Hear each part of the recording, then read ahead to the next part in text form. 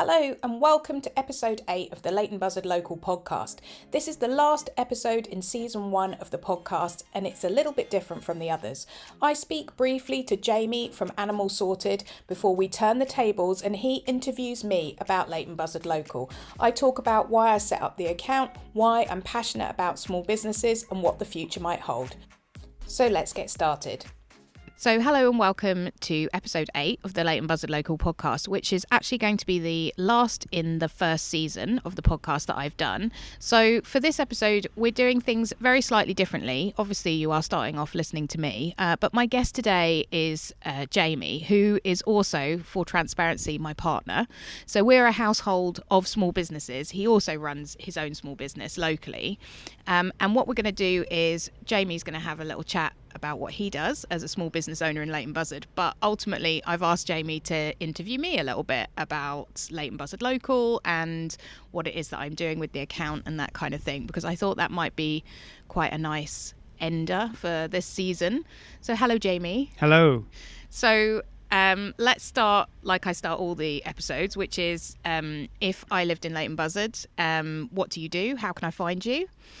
Yeah, so we live in the centre of Leighton Buzzard and I run Animal Sorted, which is a dog walking, dog training business. Mm-hmm. We do dog sitting, cat sitting, any animal really. Yeah. So I was an RSPCA inspector for 8 years, which is ultimately why we actually live in Leighton Buzzard, because we had to move into my patch to cover the local area. But beginning of lockdown came and I stopped doing that. But thought, I know animals. I love animals. I like working with animals. So I started my little Animal Sorted business. And it's grown, actually. I now have 3 people who work with me. We all do have our own clients. Some we share. And it's worked out really, really well. And it's given us a good balance of work and life together. Because it's pretty much part-time. But it's my own hours, which is the same for my team. They do the hours they want to do, and they don't overdo it. Yeah. Oh, that sounds great. And how do you find having a business in Leighton Buzzard, or like the community in Leighton Buzzard? Well, actually, I really like it. I would say the only downside is you've got a Linslade area and you've got a Leighton Buzzardy area. And I have clients all over, and I do the villages outside too. But if I have to go from Leighton Buzzard to Linslade to Leighton Buzzard again, it's that West Street, it's busy, especially it's school run. Take that out of the equation and I think it's fantastic. I think all my clients they're just good people. They all seem to like being here as well. I really enjoy spending a bit of time with them each time when I pick up and drop off their animals. And there's a sort of thriving holiday business too. People go away and leave their animals and I look after them there, usually in their own houses. So as far as I can see it, people are enjoying life and enjoying holidays. Yep. And they all have nice houses too. Yeah, fantastic. So I had the idea for this last episode that I think I did mention this on my stories, you have listened to every single episode of the podcast and you also are, I would say, a big champion of the account. So I've been doing it again since January this year, 2024, but I kind of had a gap for a couple of years and, every now and then you were a bit like, what's going on? Or the other thing is, it is called LBL because of you. That's always right? What you've called what's it. What's going on with LBL? Yeah, yes. And so you were a bit like, what's going on? So I thought, given that you have that perspective on what I'm doing, I thought maybe you could ask me some questions about it. So yeah, sounds good. Absolutely. So, question number 1 is, why do you do LBL? What are you getting out of this? Well, okay, I'd say firstly that question kind of comes in 2 parts. And I think the first part of that, I have been thinking about this, and I was thinking about it a lot before I restarted the account in January as well, because I think one of the reasons that I left it for a couple of years was because I didn't really know what I was doing with it. And it didn't feel right to keep going, given that I didn't sort of have a clear idea of why I was doing it. Okay.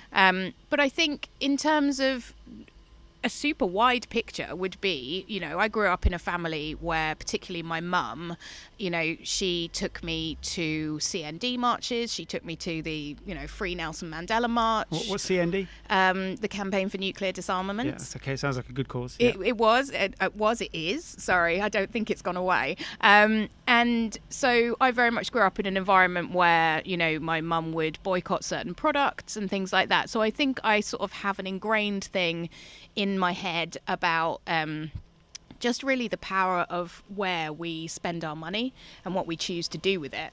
And over the years, I think that's also kind of fused with other things that I've done and sort of come together in a real kind of love of local businesses and, people who are growing small businesses in their local community and kind of the power of that. And the second part of the question you asked me was, what do I get out of it? And I think, again, there are many different answers to that. But one of the things, and particularly doing the podcast, that I have realised is that what I get out of it is that I am in an incredibly privileged situation where I really do get to be part of an amazing community in Leighton Buzzard.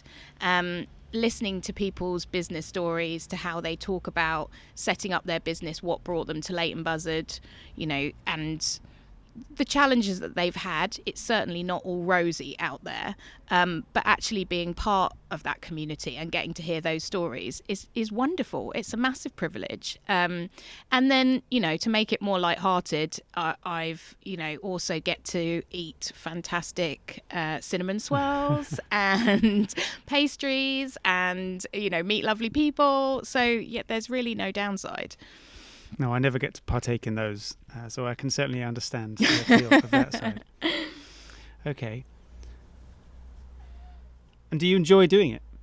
I do enjoy doing it. I think, as with everything, again, coming back to the account in 2024 has been very different to when I did it before. And I think one of the things that I've really leaned into this year is that I am a content creator. That, the idea that, so outside of Leighton Buzzard Local, I wear a lot of different hats, and one of them is as a podcast producer and creator, and another one is as a digital marketing expert. And I think this year I've really embraced the fact that content creation is something that I do and that I enjoy doing, and starting the account again has given me a completely blank slate to build that however I want, to get across a message that I'm passionate about. So that's been wonderful.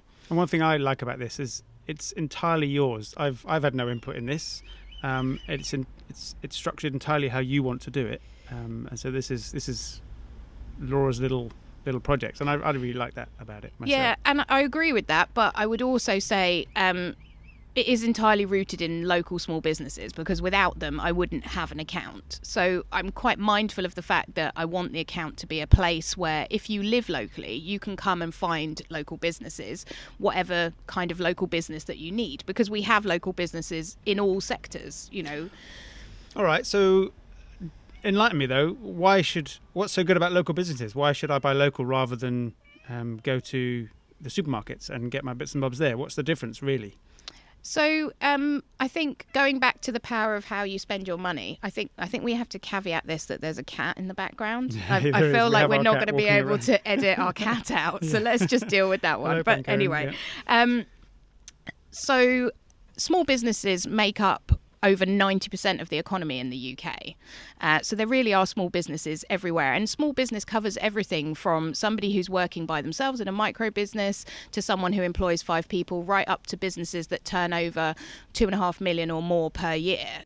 So just to cut in here, I thought that I would actually put the accurate statistics into the podcast here. So the UK government definition of a small or medium enterprise encompasses micro businesses which have less than 10 employees and under an annual turnover of 2 million. Small businesses are defined as having less than 50 employees and an annual turnover of under 10 million. And medium-sized businesses are less than 250 employees and have an annual turnover of under 50 million. In 2023, there were 5.6 million private sector businesses in the UK, of which 5.51 million were small businesses. That's a business with 0 to 49 employees. That's 98%. So 98% of the businesses in the UK in 2023 were small businesses. So I think often we think about small businesses as literally being one person by themselves, but it covers a range of different businesses within that. And what you find if you look economically at small businesses is that more money that is spent in small businesses stays in the local economy. And what that means is that if you spend money with a local business, then that money is invested and re-spent locally, rather than if you spent money with a larger business or a business that's available in every town in the UK, then obviously, you know, you get the goods and services that you paid for, but some of the money from that is going out of the town towards a head office or towards other resources or ultimately to shareholders. So I think that one of the things that makes me so excited about small businesses is that they really are rooted in your local community. And when you choose to shop with them or choose to support them in some way, you are also supporting your local community. And given everything that has happened since March 2020, what more do we need now than community? I think it is something that helps all of us every day. All right, fantastic. Yeah. Pinecone has a question. So anybody who might be new to LBL then, why should they subscribe to you? Why should they read your Instagram messages? Instagram messages. I'm not on Instagram. I was going to say, right, are we firstly showing up which one of us works in digital marketing? Which is fine. So Leighton Buzzard Local is predominantly the Instagram account. I do have plans to kind of, and I guess this podcast was sort of the beginning of one of them, to kind of create space for it in the world and on the internet beyond that, but I haven't quite got there yet. And if you follow along on the account, what you can expect is I use stories on Instagram to give news updates, local news updates on Mondays, which is little things like, you know, this small business went and shopped at this small business, or this small business has a giveaway or something like that, not, you know, particularly news items.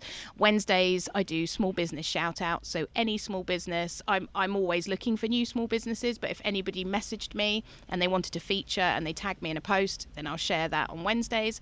And on Fridays I share events, so any kind of local event. My stories are a bit chaotic. I try and share the weekend coming up first, so if you need some ideas for the weekend, that's first, and then things in the future.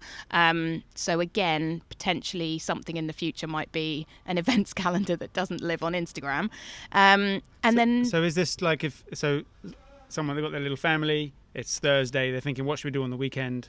Can they go on and you'll have a so then on Friday there'll be events, stuff they can do. And is it can they see it's family related, or they just have to extrapolate, they just have to understand from what you've written, or is it clear what the event's about or what it's like? Oh, yeah. So when I share events, what I do, well, when I share any kind of content, what I tend to do is go to the source. So, you know, if you're having an event, then really I want to hear about your event directly from you. So if you shared a post on Instagram, I'll share that. If you've shared a reel, I'll share that. And I would probably, you know, I put a little sentence above it and I tag the person so that they know that I've shared it as well. So you could come on a Friday and have a little browse through my stories, get some inspiration for the weekend, which is, which I hope people do. And then I make reels. So this is something new that I hadn't even tried when I came back to the account in January. I was all a bit like, I just don't think I can deal with another change in social media. I've had enough of this. I've been doing it too long. And now my reels are, I would say, one of the things I enjoy making the most, and they're certainly the most successful thing on the account.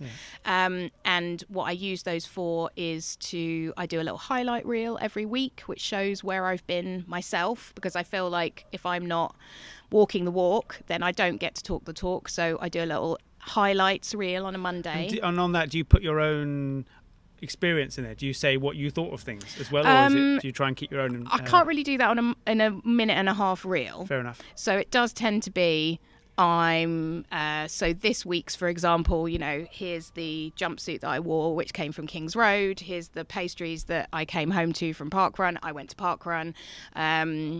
We went to Rowley's after that, things like that. So it's a little bit more of a whistle-stop tour. Especially when it got to my highlights of Saturday, I seemed to have gone to about 8 different places and I couldn't say things fast enough. So, it is what it is. And then I also do reels which focus on a particular business. So I'll go in and try one of the kind of jokes that maybe people have picked up on the account is that I'm always talking about having an oat flat white somewhere. It's my favourite coffee. Yes, it is. So there's usually, me somewhere having an oat flat white. But whatever it is, if it's a shop or whatever it is, I did one recently for the refill. So I went in to buy things from the refill, but I also filmed some little videos and took some pictures so that then I could make a reel. And then obviously I've got a minute and a half to explain how you shop at the refill, or a minute and a half to talk about if you go to this cafe, what can you expect. I did one about Heirloom in Edlesborough. Adeline just makes the best cake ever. And so, then I've got a minute and a half to show off what it is that she does. And those are very popular as well, because I think one of the things with small businesses is sometimes I don't think people know what to expect from a small business, because one of the things is, I don't think there's any good or bad in chains versus small businesses. People make choices, and there's certainly, I wouldn't want anyone to feel that there's judgment from me in that. Everybody makes their choices for different reasons. And sometimes you do choose to go to a big chain because that chain has a brand and you know exactly what to expect from them when you turn up.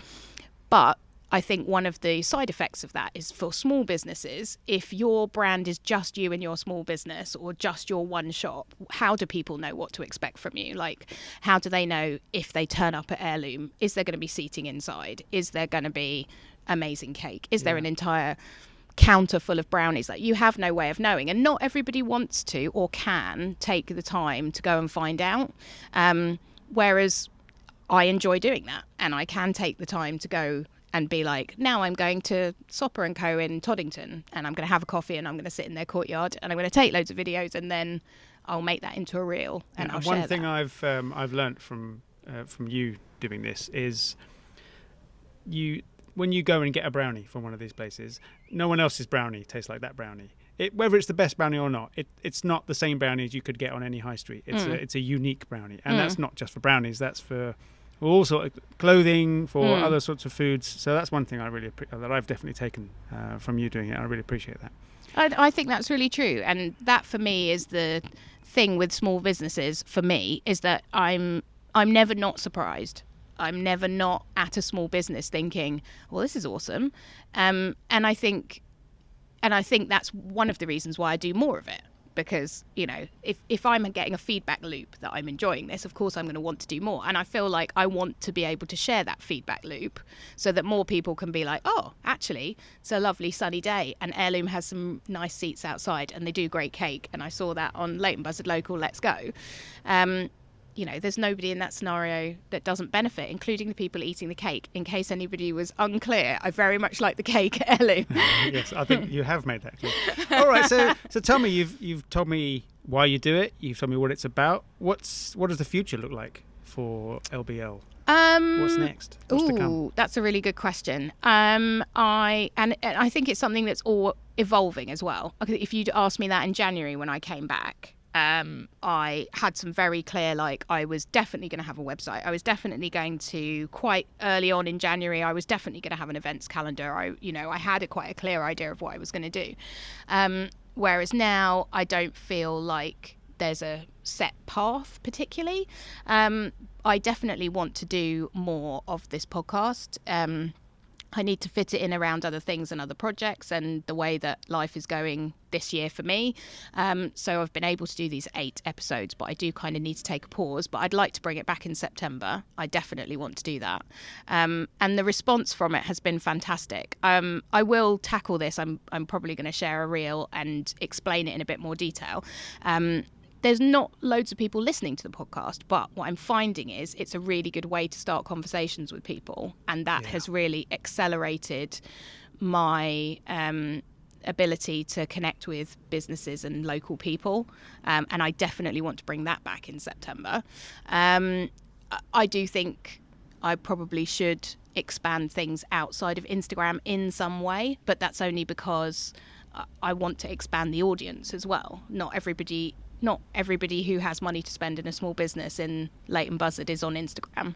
Yes. As evidenced by the fact that you're not. Well, indeed. Yes, absolutely. And I'm not saying I have to reach every single person, but if my kind of goal here is to try that, then, you know, I've been messing around with TikTok a bit. I've got the podcast on YouTube, so I have sort of been thinking about messing around with YouTube Shorts. So I think I would probably look at other ways that I can create content that's going to be a bit different, so it reaches a different audience. I suppose given that you've done work with YouTube, or still working with YouTube and Google and things as well, I suppose it's quite useful that things like YouTube are there for you to branch out into and explore as well. Yeah, definitely. And it also comes back down to the work that I do around podcasts. You know, obviously having podcasts on YouTube is a big theme for 2024. If anybody wishes to have an oat flat white and talk about that in more detail, I'd be happy to do that, but I won't bore you with it at the moment. But it is a bit of a nerd topic for me this year. But yeah, I think there is also that thing that I can bring.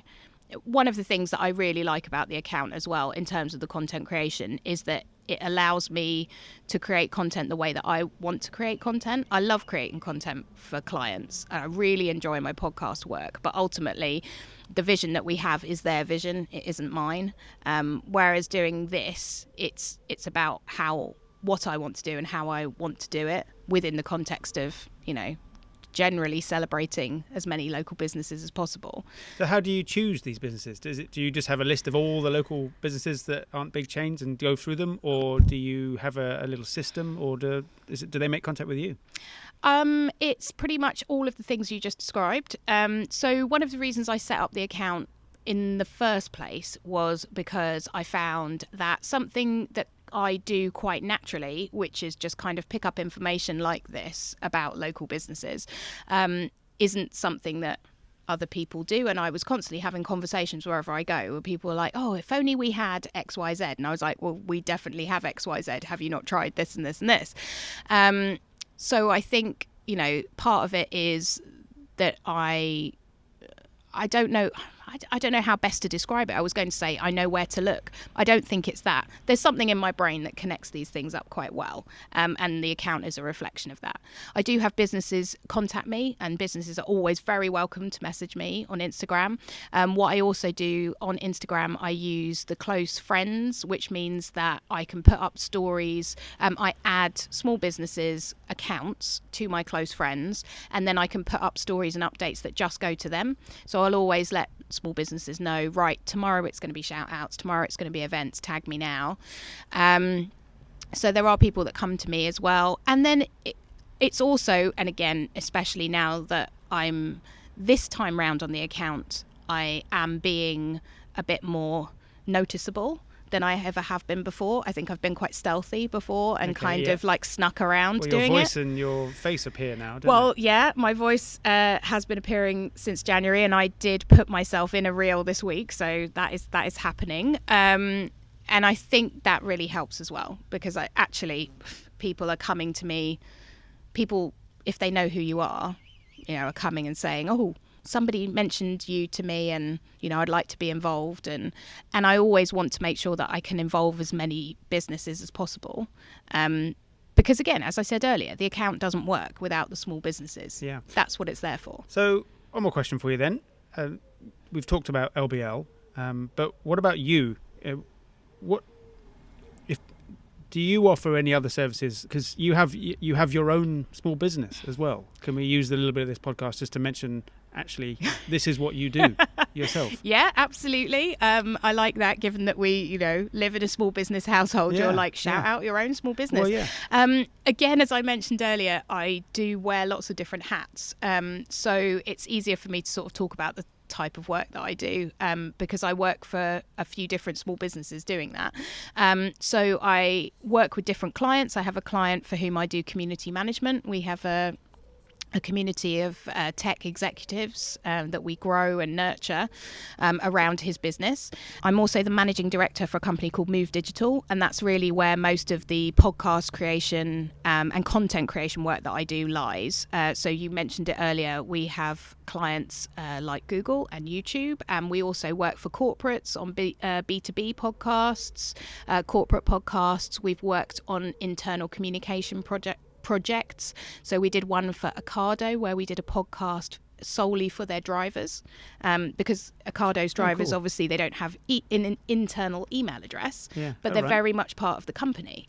But what they're doing all day is driving around. So a podcast was a great way for them to talk to them about being part of Ocado and what's going on with the business, but again, without adding any additional time to their day. So it's like a sort of company-wide broadcast for people who aren't in the building. Absolutely. Fascinating. Yeah, that was really good. What's B2B? It's business to business. Fine, I knew that. Yeah. Okay, that's good. And then under the kind of banner of digital marketing expert, so I do one-to-one sessions with small businesses, and I've been doing a series of workshops for an online community where I meet every month with all the community members, and we talk about their digital marketing strategies for digital marketing. We talk about different channels, how they can use them. So I'd be doing everything from running a session on getting a nice, clear, simple digital marketing strategy together for your business, through to how to make an Instagram reel. Like literally, you want to be on Instagram. Would you like to make a reel? This is how you do it. And does that include things like SEO and stuff? Absolutely. And again, for the digital marketing side, I do mainly work with SMEs, small and medium enterprises.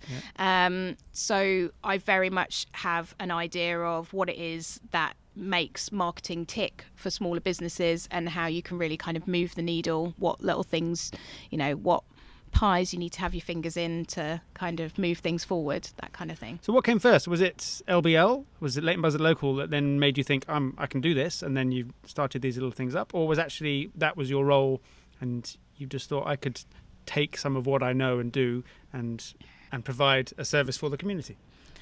So I think you can track it all back to probably kind of the general start of social media being a bit more widespread anyway. So in my mid-20s, I worked for a major charity, and I did large-scale events like charity balls and celebrity balls, celebrity golf days, things like that.